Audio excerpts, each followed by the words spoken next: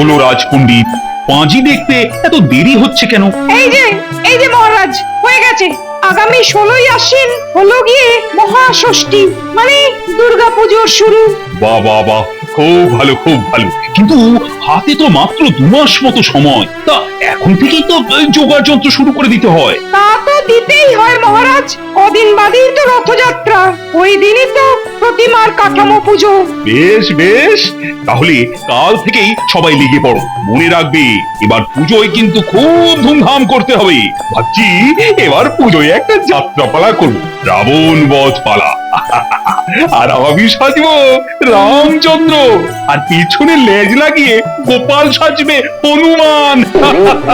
পেছনে লেজ লাগিয়ে গোপাল সাজবে হনুমান। হ্যাঁ, ও বাবা বাহ, জমবে ভালোই। খুব তো দাঁত বের করে হে হে করে হাসছেন।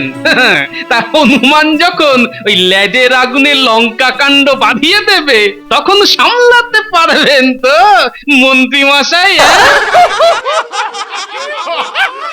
একটা তরজা গানের আসরও বসাতে হবে মহারাজ। আহা, কতদিন তরজা লড়াই শুনিনি। আরে হবে হবে, সব হবে। যাত্রা হবে, তরজা হবে, পুতুল নাচ হবে, মেলা বসবে। এবার পুজোতে 2 হাতে খরচা করব আমি। কিন্তু মহারাজ, খরচা যে করবেন তার সঙ্গতি কোথায়? রাজকোষ তো প্রায় ফাঁকা।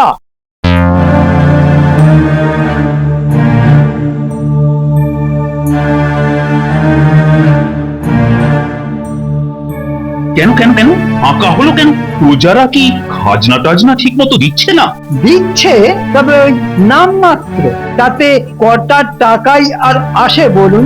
আর যা আসে তা তো আপনার ওই দান ধ্যান মেলা মৎসবই সব শেষ হয়ে যায়। ও সব আমি কোনো কথাই শুনতে চাই না। আজ বাদে কাল পুজো, আর এখন তুমি বলছো রাজকোষে টাকা নেই? মন্ত্রীর স্বভাবটাই এই, দরকারে শুধু নেই আর নেই। বুদ্ধি খাটাও মন্ত্রী, বুদ্ধি খাটাও বুদ্ধি খাটাও। যে করেই হোক পুজোর আগেই টাকা পয়সা জোগাড় করা চাই।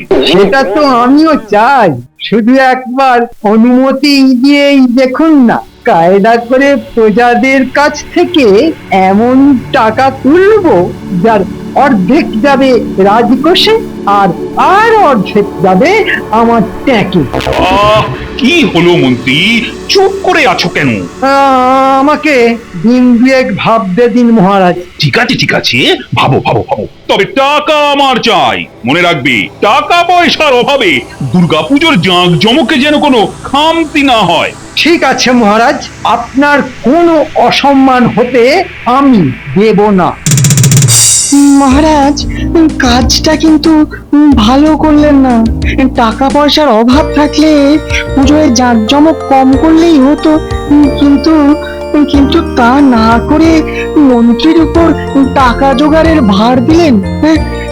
ও তো এখন জুলুম করে কর আদায় করবে।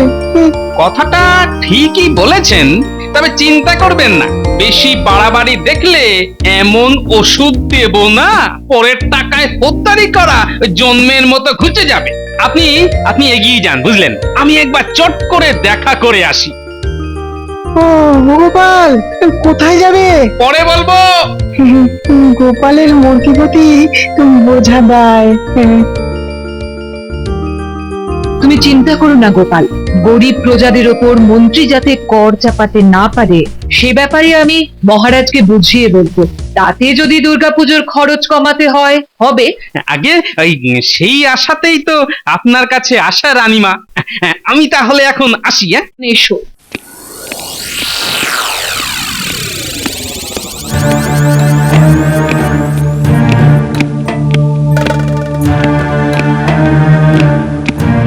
কি গো, কি শুনছি? রাজকোষ নাকি ফাঁকা হয়ে গেছে? মন্ত্রী তো তাই বললো। মন্ত্রী বললো আর তুমি চোখ কান বুঝে তাই মেনে নিলে? ওকে চেনো না? কতবার তো রাজকোষ থেকে টাকা এদিক ওদিক করে নিজের পকেটে পুরেছে। শোনো, কাল থেকে ওর সাথে হিসেব নিয়ে বসো। দেখো, মন্ত্রীর ওই জটিল হিসেব বুঝতে বুঝতেই তো দুর্গাপুজো কবেই কাবার হয়ে যাবে। কিন্তু পুজোর আগেই আমার যে টাকা চাই। কেন? আরে পুজোয় যাওয়ার এই খরচ খরচা, রাজকোষ তো শূন্য, তা সে টাকা আসবে কোত্থেকে শুনি? সে দায়িত্ব নিয়েছে মন্ত্রী, বলেছে ভেবে বলবে। মন্ত্রীর ভাবা মানে তো গরিব প্রজাদের উপর জুলুম করে খাজনা আদায় করা। দেখো, আমি কিন্তু তোমায় খোলাখুলি বলে রাখছি, পুজোর মুখে প্রজাদের ওপর যেন কোনো রকম খাজনার জন্য জুলুম না হয়। কিন্তু চুপ করে হাত পা গুটিয়ে বসে থাকলেও তো পুজোর ওই বিশাল খরচের যোগান দেওয়া যাবে না। টাকার যখন এতটাই অভাব, তখন এবারের পুজো না হয় নমো নমো করে সেরে নাও। কি বললে?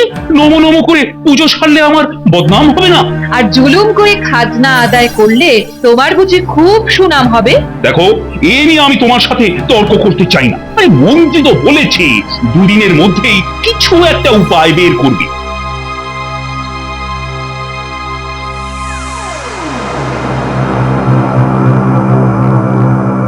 কিভাবে মহারাজের হাতে টাকা তুলে দেওয়া যায়? কিভাবে কিভাবে জোর করে বকেয়া খাজনা আদায় করে? না, সেটা ঠিক সুবিধের হবে না। আচ্ছা, তাহলে কি বাড়তি কর বসিয়ে দেব? না, পুজোর আগে এসব করতে গেলে মহারাজ হয়তো হা হা করে উঠবেন। তাহলে তাহলে কি করা যায়? কি করা যায়? এই তো পেয়ে গেছি। বাহ বাহ বাহ বাহ বাহ বাহ বাহ, কি অদ্ভুত কায়দা!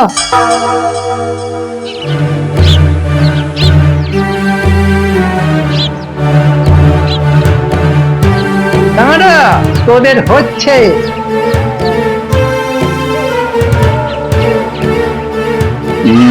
কি করি কি করি কি করি এখন? রানীর কথা মতো মন্ত্রীর কাছ থেকে রাজকোষের হিসেব দেখতে চাইবো? আচ্ছা, রানী কি বুঝতে পারে না তো সব জটিল হিসেব টিসেব আমার মাথায় ঢোকে না? আরে মন্ত্রী যে, কি ব্যাপার বলি, টাকা পয়সা জোগাড়ের কোনো উপায় কি এলো নাকি তোমার মাথায়? সেই জন্যই তো এই সাত সকালে ছুটে এলাম মহারাজ। বাহ বাহ বাহ বাহ, উপায় বের করে ফেলেছো, খুব ভালো খুব ভালো। ওই আগে ভাবি একটা কথা বলে রাখি তোমায়, পুজোর মুখে প্রজাদের ওপর খাজনার জুলুমের ব্যাপারে তোমার রানীমার কিন্তু ঘোর আপত্তি। আপনি নিশ্চিন্ত থাকতে পারেন মহারাজ, আমি যে উপায় ভেবেছি তার মধ্যে কর কিংবা খাজনার কোনো গন্ধ থাকবে না। হ্যাঁ, কর কিংবা খাজনার গন্ধই থাকবে না? বাহ বাহ বাহ বাহ, ও, কি পাকা মাথা তোমার! বলো, কি উপায় বের করেছো? বলবো বলবো, কিন্তু তার আগে বলুন তো, এই টাকা আদায়ের ব্যাপারটা রানীমার কানে গেল কি করে? আলোচনাটা তো হয়েছিল মাত্র গতকাল এবং রাজসভার মধ্যে। তাও তো বটে। এই কি করে গেল বলো তো? নিশ্চয়ই কেউ গোপনে রানীমার কানে লাগিয়ে দিয়েছে। কিন্তু কি লাগালো বলো তো? কি আবার? আমার মনে হয় এ কাজ গোপাল ছাড়া আর কারো নয়। কথাটা খুব একটা মিথ্যে বলুন। গোপাল কিন্তু ঘোড়া ডিঙিয়ে ঘাস খাচ্ছে মহারাজ। ঠিক আছে, ওর ব্যাপারটা আমি না হয় পরে বুঝে নেব। এখন তুমি চটপট বলো তো, কি মতলব বের করছো? আগে জরিমানা মহারাজ। জরিমানা? আগে ধরুন, আজ থেকে রাজ্যে কিছু নিয়ম কানুন মানে আইন জারি হবে, যারা মানবে না তারা জরিমানা দিতে বাধ্য থাকবে, অনাদায়ে কারাদণ্ড। খুব ভালো খুব ভালো। ইদানিং তো দেখতে পাচ্ছি কৃষ্ণনগরে আইন কানুন বলে আর কিছুই নেই। তারপর বলো বলো, কি কি আইনের কথা ভেবেছো তুমি? এই যে মহারাজ, এই যে এই কাগজে সব লেখা আছে, ধরে নিন এটা আপনার আদেশপত্র। যাক, মাথা মোটা রাজা বাবু তাহলে মনে ধরেছে দেখছি। আহা, কি আইন বের করেছো মন্ত্রী, কি আইনটাই না বের করেছো! হ্যাঁ, আপনার পছন্দ হয়েছে মহারাজ? পছন্দ মানে খুব পছন্দ। সত্যি তোমার মাথায় যে এত বুদ্ধি, এর আগে তো বুঝতে পারিনি মন্ত্রী। এ দোষ আপনার নয় মহারাজ, এ দোষ আমার কপালে। দুঃখ কি জানেন, কেউ আমাকে ঠিক বুঝতে পারে না। সকলে ভাবে যে আমি শুধু আপনার ক্ষতি করতে চাই, কিন্তু আমি যে আপনার কত বড় শুভাকাঙ্ক্ষী। যাকে যাক যাক যাক, ওসব বোঝাবুঝির কথা যাক। এই নাও তোমার পুরস্কার। এটা কিন্তু আসল বাদশাহী হিরে। কি তুমি খুশি তো? খুব খুশি মহারাজ, খুব খুশি। আমার খুশির তো এই শুরু মহারাজ। দিন মহারাজ, এখন চটপট এই আদেশনামায় আপনার রাজমোহর লাগিয়ে দিন।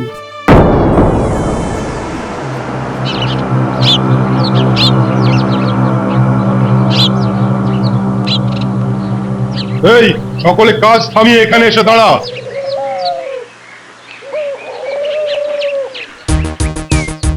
কেন সেনাপতি মশাই? মহারাজের নতুন আইনের প্রথম লাইনেই লেখা আছে প্রশ্ন কম বাধ্যতা বেশি। মহারাজের নতুন আইন কবে হলো? ওই আমরা তো কিছু জানি না। তোদের প্রত্যেকের কাছে গিয়ে ওই সকলের কানে কানে নতুন আইনের কথা বলে আসা মহারাজের দায়িত্ব নয়। কখন কি আইন তৈরি হচ্ছে তা নিজে থেকে জেনে নেওয়া প্রজা হিসেবে তোদের সকলের কর্তব্য। ঠিক আছে ঠিক আছে, নিন নতুন আইনের কথা কি বলবেন বলুন। সকলে এখন 10টা করে টাকা দে। কিসের জন্য দেবো? তোদের জরিমানা কেন? কেন জরিমানা কেন? কি করেছি আমরা? এই যে খালি গায়ে ঘুরে বেড়াচ্ছিস তার জরিমানা। জানিস না সভ্য দেশে খালি গায়ে থাকা অসভ্যতা।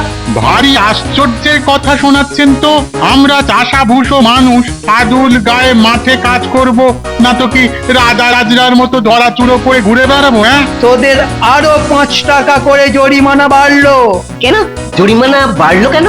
মহারাজের আদেশনামায় লেখা আছে প্রশ্ন কম বাধ্যতা বেশি, আর অবাধ্য হয়ে প্রশ্ন করার জন্য প্রশ্ন পিছু আরো 5 টাকা করে জরিমানা। কিরে প্রশ্ন করবি নাকি বাধ্য ছেলের মতো টাকা দিবি?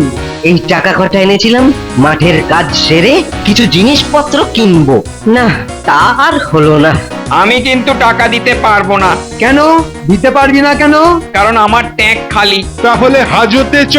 তাই নিয়ে চলুন, ঘরে তো ভালো করে খেতে পাই না, কদিন না হয় পেট পুড়ে হাজতের ভাত খেয়ে আসবো। সে গুড়ে বালি, মহারাজের নতুন আইনে হাজতে কিন্তু কোনো ভাতের বন্দোবস্ত নেই।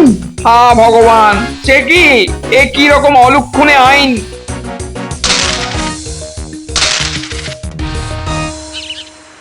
বলো কি গোপাল? তাহলে আর বলছি কি রানীমা, প্রজাদের কাছ থেকে টাকা আদায় পুরো দস্তুর শুরু হয়ে গেছে।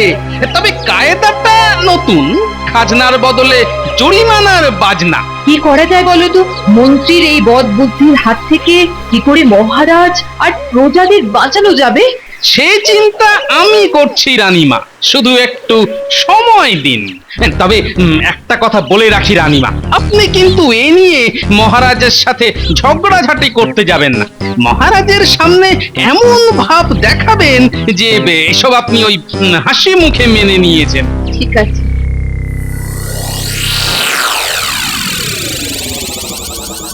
ভেতরে আসতে পারি মহারাজ?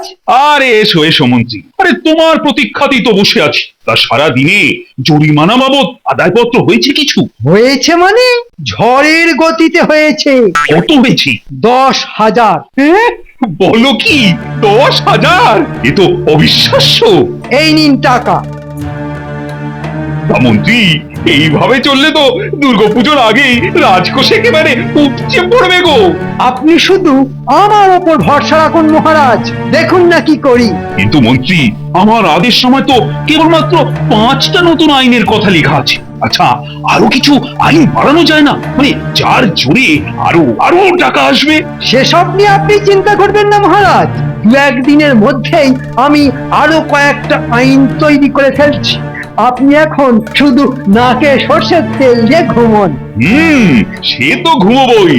তোমার মতো মন্ত্রী যে রাজার আছে, তার আর জেগে থাকার কি দরকার? তাহলে আমি এখন আসি মহারাজ। হ্যাঁ হ্যাঁ, এসো এসো এসো এসো।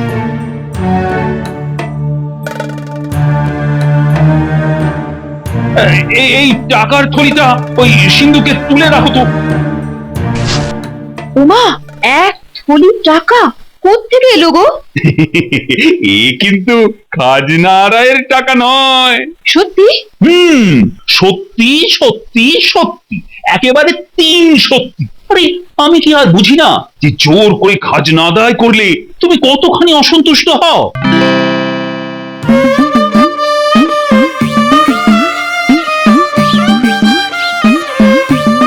এই বেটা 20 টাকা জরিমানা দে। কেন? এত জোরে হেঁটে যাচ্ছিস বলে। সে কি, হ্যাঁ? জোরে হেঁটে গেলেও জরিমানা? হ্যাঁ শোন, জোরে হেঁটে গেলে টাল সামলাতে না পেরে তুই কাউকে গুঁতো মারতে পারিস, আবার আসতে গেলে অন্য কেউ এসে তোকে ঢু মারতে পারে, তাই জরিমানা। আচ্ছা, এই হেঁটে যাওয়ার মধ্যে ওই গুঁতো, ঢু এসব আসছে কোথা থেকে? হ্যাঁ, আমরা কি গরু নাকি? হ্যাঁ, আমাদের মহারাজের নাম কি না? কৃষ্ণচন্দ্র। ভগবান কৃষ্ণ তো আসলে গোপালক, তাই কৃষ্ণচন্দ্রের রাজ্যে বাস করে তোরা সব গরু ছাড়া আর কি রে? ছাড়, 20 টাকা ছাড়। কিছু একটা করো গোপাল দাদা। মহারাজের তৈরি করা নিত্য নতুন আইনের প্যাচে পড়ে আমরা যে শেষ হয়ে যাচ্ছি গোপাল দাদা। জরিমানা দিতে দিতে জলের মতো সব টাকা শেষ হয়ে যাচ্ছে। এত অধৈর্য হয়েও না, আমি তোমাদের কথা দিচ্ছি খুব শিগগিরই একটা বিহিত আমি করবই। তাই করো গোপাল দাদা, না হলে আমরা যে সব না খেতে পেয়ে মরবো। এবার তো কিছু একটা করতে হয় গোপাল। হ্যাঁ রানীমা। এর ওপরও একটা কাণ্ড ঘটতে যাচ্ছে। কাণ্ড? কি কাণ্ড রানীমা? মন্ত্রী নাকি খুব শিগগির মহারাজকে দিয়ে এই আরো কয়েকটা আইনের আদেশনামা করিয়ে নেবে। আরো আইন? ঠিক আছে, মন্ত্রী যেদিন নতুন আদেশনামা নিয়ে আসবে, আপনাকে সেদিন খুব কৌশলে ওই কাগজে আরো 2-1টা কথা যোগ করে দিতে হবে। কি কথা? শুনুন রানীমা, ওই আদেশনামায় এই কথাগুলো যোগ করতে আপনার কোনো আপত্তি নেই তো? না না, আপত্তি থাকবে কেন? মহারাজ যদি অন্যায় করতে থাকেন তাহলে তার শাস্তি তাকে তো পেতেই হবে, না হলে যে তিনি এই কাজ বন্ধ করবেন না। গোপাল, তুমি নিশ্চিন্তে থাকুন, প্রজাদের ভালোর জন্য আমি সব কিছু করতে রাজি। মহারাজ, মহারাজ, মহারাজ!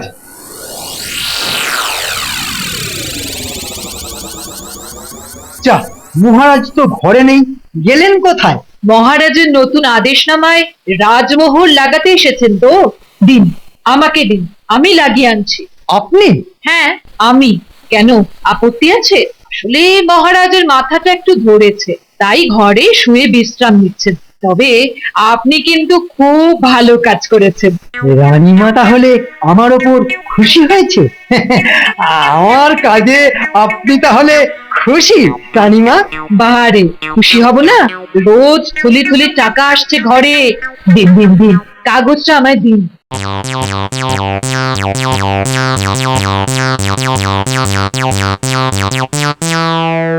দাঁড়াও, তোমাদের রাজা মন্ত্রীর আইন আমি খোঁচাচ্ছি।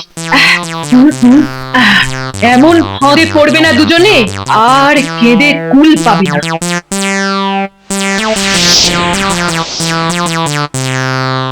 নতুন আদেশনামা রাজসভায় যাবে আর ক্যাক করে। এবার বুঝবে গোপাল, জরিমানার জ্বালা কাকে বলে। এ তো খুব ভয়ঙ্কর কথা লেখা আছে এর মধ্যে।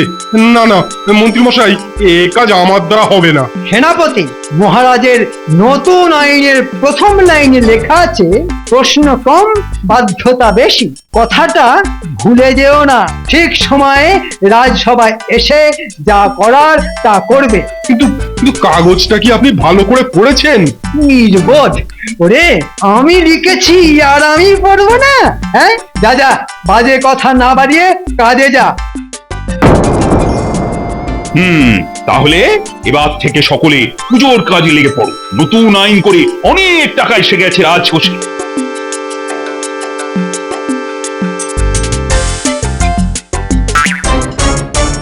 গোপাল, 100 টাকা জরিমানা দাও। কেন 100 টাকা জরিমানা কেন?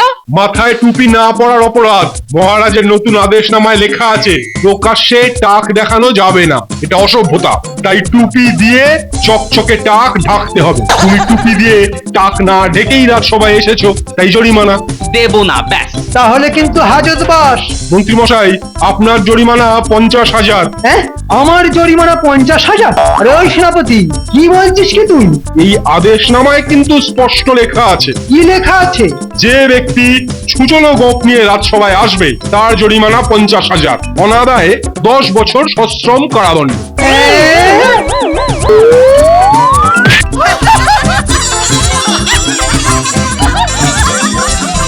কিছু মনে করবেন না মহারাজ, আপনার জরিমানা ওই 1,00,000 টাকা, অনাদায় 25 বছর হাজত বাস। কেন? এই তো মহারাজ, আদেশনামায় লেখা আছে, এখানে লেখা আছে যে রাজ্যের এখন তীব্র সংকট। এই অবস্থায় যে ব্যক্তি খুব দামি পোশাক পরবে। এই, চুপ করো, আর বলতে হবে না। এই যে নিজের জালে নিজেই ফেসে গেলাম। আরে আরে, ও মন্ত্রী, ও বেটা তো এখন জ্ঞান হারিয়ে মাটিতে পড়ে আছে। কিন্তু তোমরা বিশ্বাস করো, ও বেটা যখন জাল খেয়ে এনেছে আমি চোখ বুজে তাতেই মোহর দিয়ে গিয়েছি। আর সে পাপের ফল তো ভুগতেই হবে মহারাজ। শোনো, তোমার এই অন্যায় আইন থেকে আমার প্রজাদের বাঁচাতে আমি আর গোপাল মিলে আদেশনামায় তোমার আর মন্ত্রীর ব্যাপারটা ঢোকাতে বাধ্য হয়েছি। হ্যাঁ, মন্ত্রী তো আপনার মগজ ধোলাই করে দিয়েছিল, তাই সেই রোগ সারাতে এই দাওয়াই। ধন্য ধন্য গোপাল, ধন্য রানী। আজ আজ তোমাদের জন্যই আমি এক মহা পাপের হাত থেকে রক্ষা পেলাম। কিন্তু প্রায়শ্চিত্ত কি করে হবে? ওই প্রজাদের সব টাকা তো আমার কাছেই রয়েছে, ওই টাকা আমি ফিরিয়ে দেব। কিন্তু আমার মনে হয় ওর অনেকটাই ওই মন্ত্রী মশাইয়ের পেটে চলে গেছে। পেট চিড়ে বের করবো। আর রাজকোষের হিসেব? মন্ত্রীর ঘাড় ধরে করাবো। এই বেটা চচ্চর, ওঠ ওঠ। অজ্ঞান হয়ে যাবার পর পুরনো সব কথা আমি ভুলে গেছি মহারাজ। চিন্তা করো না, পিঠে ভালো করে দুঘা পড়লেই না সব কথা মনে পড়ে যাবে। নয় রে চচ্চর, হ্যাঁ। হ্যাঁ, একেই বলে হনুমানের লেজে আগুন লাগানোর ফল। কি বলেন মন্ত্রী মশাই? আসছে গোপাল, যাচ্ছে গোপাল, ভাবছে গোপাল, হাসছে গোপাল।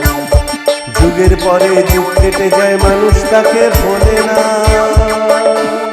যুগের পরে যুগ কেটে যায়, মানুষ তাকে ভোলে না। চলে না রে, চলে না রে, চলে না রে, চলে না, চলে না রে, চলে না রে, তাকে ছাড়া চলে না। কে সে? পরিচয় কি তার? হাসির রাজা, জ্ঞানের রাজা, রসিক রাজা গোপাল ভাঁড়। হাসির রাজা, জ্ঞানের রাজা, রসিক